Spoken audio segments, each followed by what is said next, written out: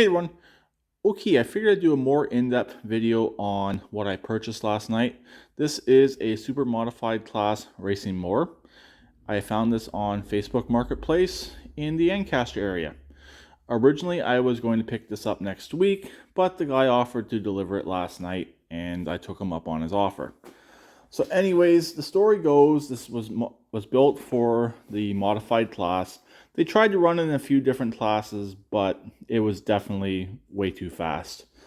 Unfortunately, they blew the rear end up and it was running an alcohol fueled 30 horsepower engine up front, so they took the engine as well. Those engines are worth a fair bit of money and would definitely push the price up on this machine.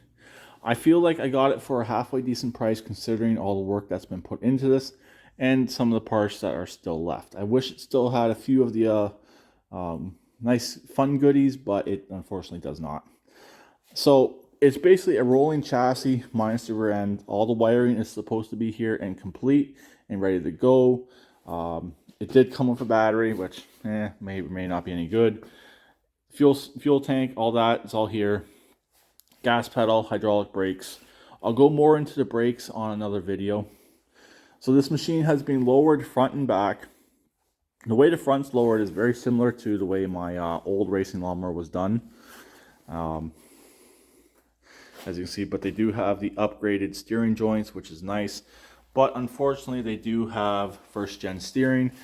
I might see about upgrading that to second gen. I do have a second gen box I might look into putting in here. So that will actually help with the steering and make that much better. It's got a homemade gas pedal. I might change that out to a Mr. Gasket one in the future. I'll have to wait and see. I do like the Mr. Gasket pedals a little bit better than the pedal they put on here, but we'll see. My plans are to put together an engine about 15 horsepower, run a factory rear end, go mild at first until I get used to the machine and maybe do some of my modifications. Then go pulley swap the rear end, go with a smaller pulley obviously, and make it go faster. I was told it was running a factory style pulley up front, so I'll be keeping it with a factory style pulley up front. Then this machine is running a jack shaft, as you can see right there. So that basically on my machine, I was running that size of pulley on the engine since I did have the room for it. And this machine is running it as a jack shaft. Since this is a step over style body, my old one was a step through style body. The way this is built is actually really nice. It's built so you can actually do modifications and upgrades relatively easy without having to pull the entire machine apart. Unlike my old one, you had to pull a lot of stuff apart just to do modifications, which for me, the way I built it was good, but for upgrades, it was horrible. So this machine is much better built than my old one was. I've been thinking about getting a racing mower for a little while, even before Emily passed away, because she really loved having it in the wintertime, being pulled around on the sleigh.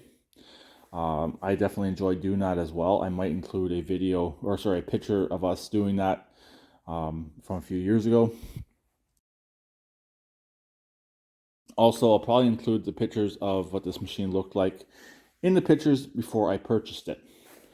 So the story goes, another story goes, he was going to modify this and make this into a go-kart style setup, but really just never got around to it. He does have other racing mowers and a race car, but it is fun to do the racing mowers as well.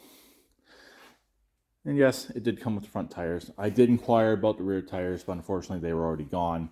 But yeah, so I guess that's pretty much it for this video. If anyone has any more questions, please leave them in the comment section below. Yes, it does have a tach. It's got the safety kill. All that is here. It's supposed to be all in working condition. It does have the panel to cover up that right there, which is right there. I'm not sure what they're necessarily running for a rear end, since that gap is pretty small right there. I don't know if they were running reverse or not on this. So I'll have to figure that out, figure out what I do want to run for a rear end, and we'll go from there. If anyone has any suggestions, like always, please let me know and leave them in the comment section below. So I'll talk to them later. Please keep redneck like always, and please subscribe and comment.